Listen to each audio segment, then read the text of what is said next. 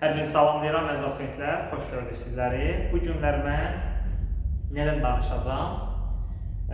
Deməli, ikinci qrupların imtahanı keçirildi dünənləri 24 may. Mən burada danışacağam ki, necə keçdi imtahan və ümumi suallara biraz analiz edəcəyik və eyni zamanda birinci qruplara necə düşə bilər, onunla bağlı bəzi tövsiyələrim olacaq. Uşaqlar, bax, belə deyim də sizə. Ümumi götürəndə əslində çox da asan sayılmaz. Çünki burada kifayət qədər düşündürdüyü suallar var. Düzdür, kifayət qədər topluda olan suallar da var. Kifayət qədər düşündürdüyü, yəni qəşəng salmışlar, belə deyək də. Blok imtahanıdır və belə deyək, keçənkindən çətin idi. Keçən bundan çox asan idi. Keçənkindən çətin idi. Düzdür, bax, məsələn, sual araşdıraq. Birinci sual bu topluda olan sadə sualdır. Bu da bərabərsizlikdir, loqaritmik bərabərsizlik, çətin deyil, sadədir. Əslində bu sual sadə sualdır, sadəcə olaraq bu sual, belə deyək də, yəni bəzi şagirdlərə çətin gəlir. Biraz çox məlumatlar var, elə bilirlər ki, çətin. Amma halbuki asandır, niyə görə?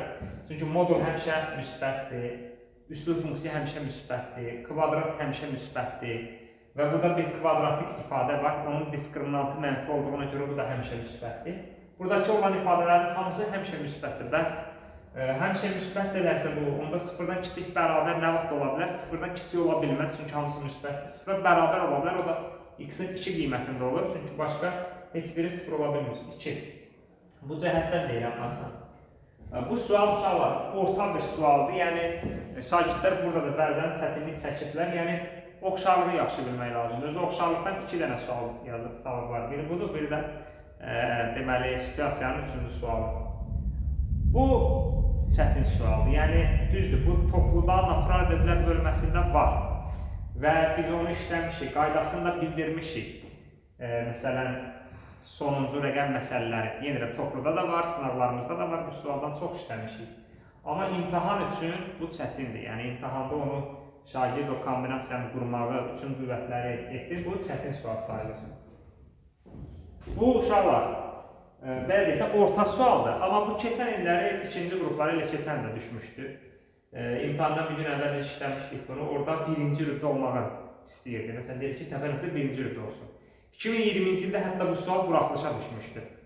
Yəni, test-test düşən sualdır, kim işləyibsə yazılacaq. Bu modul, kompleks esasatdır. Bu qüvvət sualıdır, bu da yəni, məncə, hər tərəfi kvarta qaldıranda 5-də 3-ü kvarta qaldıranda 5-də 6 edir. Çətin sual sayılmaz.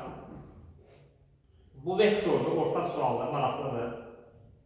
Burada iqtidai funksiyadır, yəni burada siz, belə deyim də, ən sadə bir iqtidai funksiya şəklidir. İntegralı işləm onu rahat yazır. Sistemin ən asanıdır, aparıb yerinə qoysanız cavab çıxır. Törəmənin ən asanıdır, qüvvət funksiyasının törəməsidir. Bu da asan sual sayılır, çətin deyil. Bu orta sualdır, yəni orta və asan demək olar buna. Bu asaddır, bu da düşmüşdür keçən illəri elə ikinci qruplara. Bu şifahi sualdır, 2 müstəvi. Bunu da indi yəni gələk siz neynəyəsiz? 4 bucaqlılar dərsində, çox bucaqlılar dərsində, 6 bucaqlının daxilinə xaridən çəkimi çevirən raduslarını bilirsiniz. Bu biraz şagirdləri elə bir orada görmək lazımdır. O sahələr, median sahəni yarı bölməyi görəndən sonra bunu yazmaq elə çətin deyil. Bu limit asaddır. Kosinus kvadrat 1 çıx sinus kvadrat deməkdir. Bu da kvadratlar fərqini yazanda normal. Bu tənlik, belə deyək də, əslində çətin tənlik sayılır. Amma topluda bunun kopyası var. Biz bunun buraxılışda da blokda da işləmişdik. Topluda bunun kopyası var. İndi kim yaxşı işləyibsə onu yazacaq. Amma yaxşı işləməyənlər yox. Amma vaxt aparır da yenədir. Bu sualdır, normal bir həndəsə sualıdır. Bu da yəni ətraflılar. Belə uyğunlaşdırma normal. Situasiya gələndə bu 28-dən 29 əslində çox da çətin deyil, yəni ortadır. Çünki bunun balları da çoxdur da, yəni bu 9 bal, 9 bal, 9-dan çox bal verirlər. Yəni az bal vermədiyinə görə, yəni normaldır, əslində çox da çətin deyil bu ikisi var. Bu biraz adamı yoran və biraz oxşarlıq gərək yaxşı biləsən.